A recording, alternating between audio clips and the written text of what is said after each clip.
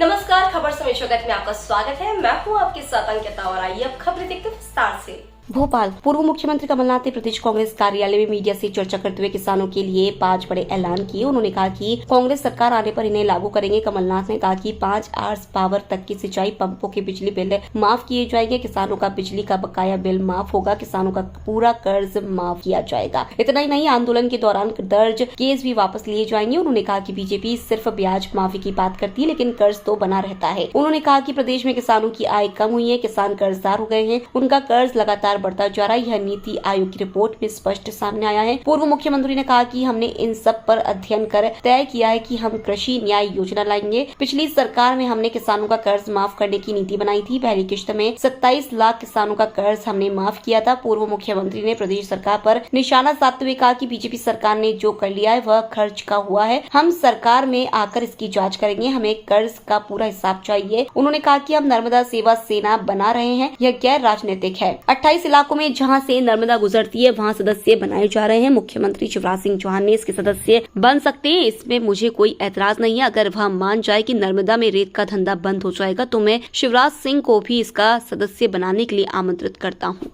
आपने 27 लाख किसानों का कर्ज माफ किया। अभी अंत में आपने कहा कि निवेश नहीं आ रहा मध्य प्रदेश में। मध्य प्रदेश की जनता थोड़ी असमंजस में है कि आप जो कहते हैं और शिवराज सिंह चौहान जी जो कहते हैं, दोनों में अंतर आता है। तो मध्य प्रदेश की जनता निर्णय किस प्रकार से, क्या आपको एक मिनट मेरा सवाल पूरा हो जाने क्या आप अपने 15 महीने के कार्यकाल का कोई व्हाइट पेपर रिलीज करेंगे जिससे कि मध्य प्रदेश की जनता मुतमिन हो जाए कि आपने क्या किया था? आपने कहा मेरी बात और शिवराज की बात में बहुत अंतर है। ये सही कहा आपने। मेरी बात और शिवराज सिंह जी की बात में बहुत अंतर है। और निवेश नहीं आता, क्यों नहीं आता? इन्वेस्टमेंट, निवेश आप डिमांड नहीं कर सकते, आपको अट्रैक्ट करना पड़ता है। Investment is an article of faith. Investment can not be demanded, it has to be attracted. और अट्रैक्ट तभी होता है जब लोगों को प्रदेश पर विश्वास हुए। ये इन्वेस्टमेंट समिट करते हैं, 33 लाख करोड़ रुपए का आप जोड़िए, इन्होंने इन्वेस्टमेंट समिट में घोषणाएं करी हैं। कितना इन्वेस्टमेंट आया? इसका 5% भी नहीं आया। और मैंने कोई इन्वेस्टमेंट समिट नहीं किया। जो मैंने किया था इंदौर में, मैंने सम्मेलन किया था जिसमें बड़े से बड़े उद्योगपति जिन्होंने भाग लिया। मैंने कोई घोषणा नहीं करी। मैंने कहा पहले मैं मध्य प्रदेश की पहचान एक विश्वास की बनाऊंगा, तभी इन्वेस्टमेंट आएगा। और यही होता है। आज लोग जो दूसरे प्रदेशों में जाते हैं, क्यों जाते हैं? जिसको तमिलनाडु और केरल में अपना सामान बेचना है, वो पंजाब और हरियाणा में क्यों लगाता है उद्योग? उसके लिए तो ज्यादा सुविधा है वो मध्य प्रदेश में लगाए। 5 प्रदेशों से हम घिरे हुए हैं। तो ये एक ऐसा प्रदेश है जो 5 प्रदेशों से हम घिरे हुए हैं, पर इन्वेस्टमेंट जाता है दूसरी जगह। मैं तो कहता हूं कि हमें ये 5 साल याद करने चाहिए। कितनी घोषणाएं शिवराज सिंह ने, 18 साल तो छोड़िए, पिछले 5 साल में शिवराज सिंह ने कितनी घोषणाएं करी और कितनी योजनाओं का पालन किया। चुनाव के वक्त तो करते हैं, पर 5 साल के बाकी चीजों का तो हिसाब बाद में दें। अपनी घोषणाओं का तो हिसाब दें मध्य प्रदेश की जनता को। ये आज सोचते हैं कि मध्य प्रदेश की जनता को वह गुमराह कर पाएंगे, उनका ध्यान कर पाएंगे। चुनाव का समय आता है, इनकी नाटक टोटकी शुरू होती है। आज बड़े दुख की बात है कि प्रदेश की जो तस्वीर है, जहां हर वर्ग परेशान है, ये आज हालात है। पहले घर आंगन की बिजली माफ, हमने कहा 100 रुपए माफ, 200 रुपए हाफ। अब खेत खलियान का बिजली बिल माफ, किसान का पुराना बिल माफ, और आगे मुफ्त बिजली का रास्ता साफ। तो ये आज कृषि क्षेत्र के लिए मैं मध्य प्रदेश की जनता को वचन देना चाहता था और उनको याद दिलाना चाहता हूं मध्य प्रदेश के किसानों को, मध्य प्रदेश के हर वर्ग को, किस तरह उनके साथ धोखा हुआ है, किस तरह धोखा अब कर रहे हैं और 5 साल कितना बड़ा धोखा हुआ है। उद्योगों पर पकड़ मानी जाती है। मध्य प्रदेश सरकार 3.5 लाख करोड़ के कर्जे में है वर्तमान हालात में। जिस तरीके की घोषणाएं दोनों पार्टियां कर रही है, भविष्य में आप उसे किस नजरिए से देखते हैं, उसे कैसे कंट्रोल किया जाएगा? जो कर्जा बढ़ रहा है, जो घाटे में ज्यादा है प्रदेश, उसको कैसे मेंटेन किया जाएगा? मैंने कोई भी बात कहने से पहले हिसाब लगा लिया कितना खर्चा लगेगा। मुझे याद है जब मैंने कहा था 27 लाख किसानों का कर्जा माफ करूंगा, मैं किसानों का कर्जा माफ करूंगा, पूरे विभाग ने इसका अपोज किया। ये करीब 50 लाख करोड़ रुपए, 50 लाख किसानों का कर्जा अपोज किया। मैंने अपने आप रणनीति बनाई थी। और क्या थी मेरी रणनीति? आज मैं ओपन कर दूं, सुनना चाहते हैं? सब ये कहते थे ये FRBM, आप में से पता नहीं FRBM कितने लोग जानते हैं। मुझे ये सुनाया FRBM हम वायलेट करेंगे। मैंने कहा FRBM, मैं था कैबिनेट कमेटी में जब ये FRBM का कानून बना था। आप मुझे FRBM का पाठ मत पढ़ाइए। और हमारा जो था 34 लाख करोड़ शेड्यूल बैंक से, मैंने शेड्यूल बैंक से कहा अब आपका बैंक बंद कर दीजिए, आप किसानों का कर्जा माफ करिए।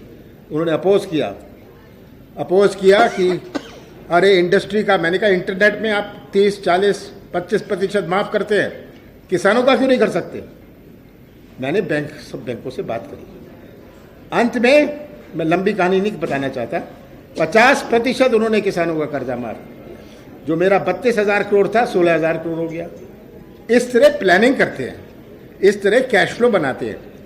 जो आज मैंने अनाउंस किया है, मैंने इसका पूरा हिसाब लगाया, इसमें कितना पैसा लगेगा, इसके रिसोर्सेज कहाँ से आएंगे। और रिसोर्सेज आते हैं जब इकोनॉमिक एक्टिविटी बढ़ती है। पहला लक्ष्य है इकोनॉमिक एक्टिविटी, आर्थिक गतिविधि कैसे बढ़े, उससे रिसोर्सेज बनते हैं। एक उद्योग आता है मध्य प्रदेश में, 500,000 लोगों को रोजगार मिलता है, पर साथ साथ उससे जो इकोनॉमिक एक्टिविटी बनती है, कोई गाड़ी चला लेता है, कोई ढाबा खोल लेता है, किसी का ट्रैक्टर चल जाता है, इससे इकोनॉमिक एक्टिविटी बनती है। और उसको बीजेपी तेजी से काउंटर करेगी। आपने कहा था, उन्होंने कहा था 1000, आपने कहा था 1,500 रुपए देंगे इनके 1000 के जवाब में। वो धीरे धीरे उस तरफ आ रहे हैं। अब वो गैस सिलेंडर देने की बात भी कर रहे हैं कि सर रक्षाबंधन से वो गैस सिलेंडर देना शुरू करेंगे। तो आपको लग नहीं रहा? देखिए, अगर ये क्या, मुझे तो खुशी है, मेरे कारण अगर 500 रुपए हो गया तो मुझे तो खुशी है। ये मेरे कारण ही हुआ। हाँ, इसका श्रेय उन्हें नहीं जाता, उसका श्रेय मुझे जाएगा। नहीं, हम देखिए, हमारे पास आज जो प्रदेश की स्थिति है, हर क्षेत्र में कुछ ना कुछ करने की आवश्यकता है। हमारा छोटा व्यापारी होए, हमारे इन्वेस्टमेंट होए, हमारे बेरोजगारी होए, ये कह देना हम इतने लाखों को रोजगार देंगे। आप पढ़िए अखबार, साल भर, हर 5 साल, हर साल ये कहते हैं 1 लाख नौजवानों को रोजगार मिलेगा। मैंने कहा आप आउटसोर्स वालों को तो दे दीजिए, आप जो टेम्परेरी है उनको तो दे दीजिए। ये 1 लाख की बात छोड़िए, हमेशा हर 10-11 महीने में कहेंगे 1 लाख लोगों को रोजगार दूंगा।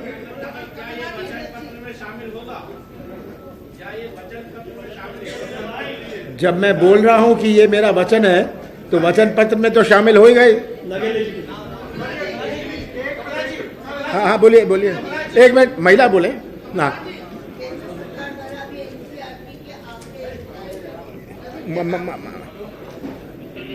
सरकार द्वारा एनसीआरबी के नए आंकड़े आए हैं, जिसमें 63.6 की दर से मध्य प्रदेश में दलितों पे अत्याचार हो रहे हैं।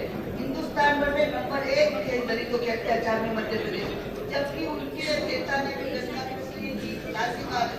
उन्होंने आंकड़ों को नकार दिया। देखिए, जो भी आंकड़े आ रहे हैं, आज महिलाओं पे अत्याचार पर नंबर 1, आदिवासियों पर अत्याचार पर नंबर 1, बेरोजगारी में नंबर 1, ये शिवराज सिंह जी ने यहां पहुंचा दिया नंबर 1। जहां नंबर 1 होना था, उससे तो हम 101 हो गए। और जहां हमें नहीं होना था वहां हमें नंबर 1 पहुंचा दिया।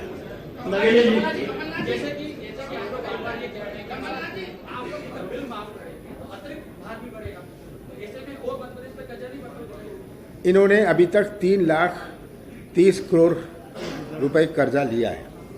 मुझे बताया गया, सुना है कि 10 करोड़ और लेने जा रहे हैं, 10,000 करोड़। मेरा प्रश्न साफ है, जो 3,30,00,000 करोड़ रुपए कर्जा लिया आपने उसका क्या किया? उसका हिसाब दीजिए। बड़े बड़े ठेके दिए, बड़े बड़े पिछले 1 साल में आप लोग ही सूचना ले लीजिए कितने ठेके दिए। आप रोज सुनते हैं कि ये ठेके दे रहे हैं। बहुत सारे शिलान्यास तो ये इसलिए हो रहे हैं कि ठेका दे दिया जाए, 25% एडवांस मिलेगा, उससे जो रकम निकालनी है निकाल लो। आज भ्रष्टाचार, 1 मिनट, भ्रष्टाचार की कोई सीमा नहीं। पूरे प्रदेश में ऊपर से लेकर नीचे तक पब्लिक से पूछिए, मैं तो सभा में पूछता हूं भ्रष्टाचार का क्या हाल है, और सब मुझे सुनाते हैं क्या हो रहा है। किसी के पास 50 एकड़ जमीन, पैसे दो काम लो, उसका नाम गरीबी रेखा में जुड़ जाता है।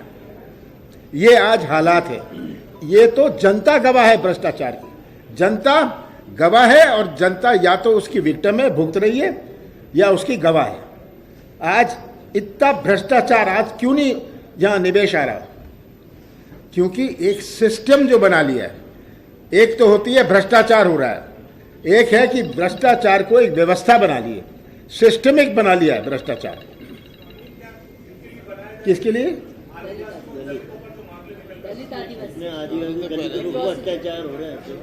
देखिए, ये एक भावनाओं से होता है।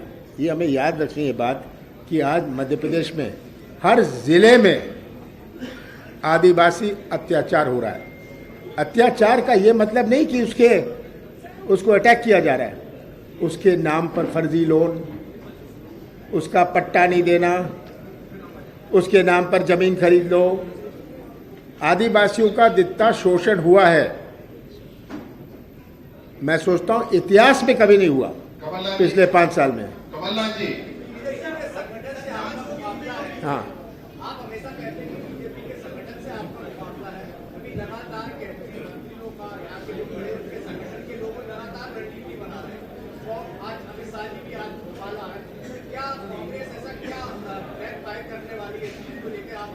देखिए, मुझे अपने संगठन पर, हमने पिछले 3 साल में अपना संगठन बनाया और मुझे अपने संगठन पर पूरा विश्वास है। सबसे बड़ी चीज है, मुझे मध्य प्रदेश के मतदाताओं पर पूरा विश्वास है।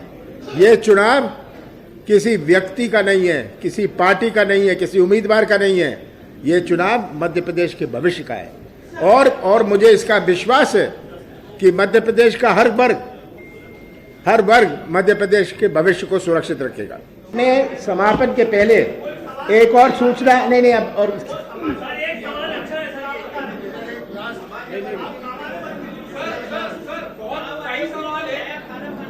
शहरी विकास को लेकर सरकार एग्रेसिव है, लेकिन नहीं, जब शहरी विकास होता है तो ग्रामीण क्षेत्र की जमीन पर शहरी विकास को करा जाता है। ग्रामीण क्षेत्र की जो जमीन है, ग्रामीण विकास तो ग्रामीण क्षेत्र पर आधारित था, 75% था, वो अब 70 से भी नीचे आ गया। इस पूरे मुद्दे को लेकर अब आपका क्या विचार? देखिए, जो अर्बनाइजेशन हो रहा है, मैं अर्बन डेवलपमेंट मिनिस्टर था, ये एक स्वाभाविक बात है कि अर्बनाइजेशन जो हो रहा है, शहरीकरण जो हो रहा है पूरे देश में। आज जो गांव छोड़ के ब्लॉक में जा रहे हैं, ब्लॉक वाले जिले में जा रहे हैं, जिला छोड़ के शहरों में जा रहे हैं, ये आज अर्बनाइजेशन हो रहा है। अर्बनाइजेशन की बात होती है, पर सबर्बनाइजेशन की बात नहीं होती। जब तक हम सबर्बनाइजेशन के बारे में ना सोचें, प्लान्ड सबर्बनाइजेशन, ये नहीं कि किसी ने आपको नक्शा दे दिया, ये जमीन ले लो खेत की। It is got to be planned urbanization, suburbanization. So urbanization is not the issue, suburbanization is the issue, because सब जगह विश्व में ये अर्बनाइजेशन हुआ है। अच्छा, अब समापन के पहले एक और सूचना आपको देना चाहता हूं। नहीं, मुझे जाना है। हमने नर्मदा की सेवा, नर्मदा में हम सब आस्था रखते हैं, हम नर्मदा सेवा सेना हम बना रहे हैं। हमारे 28 क्षेत्रों में ये बनेगी जहाँ से नर्मदा गुजरती है। नर्मदा सेवा सेना और वहाँ के हम सदस्य बनाएंगे। जो ये जो लिखे पॉइंट्स हैं ये इसमें संकल्पित रहेंगे कि हम ये सेवा करेंगे। और ये एक गैर राजनीतिक है, इसमें कोई भी आ सकता है, शिवराज सिंह भी साइन कर सकते हैं, मुझे इतराज़ नहीं है। वो भी नर्मदा सेवा में अगर वो मान जाए कि नर्मदा रेत का धंधा बंद हो जाएगा तो मैं तो आमंत्रित करता हूँ शिवराज सिंह जी को भी, ये भी इस सेना के सदस्य बन जाएं। आप सबका बहुत बहुत धन्यवाद। खबर समय जगत के लिए संवाददाता आदित्य सराठी की report. For latest news, subscribe to our channel and press the bell icon.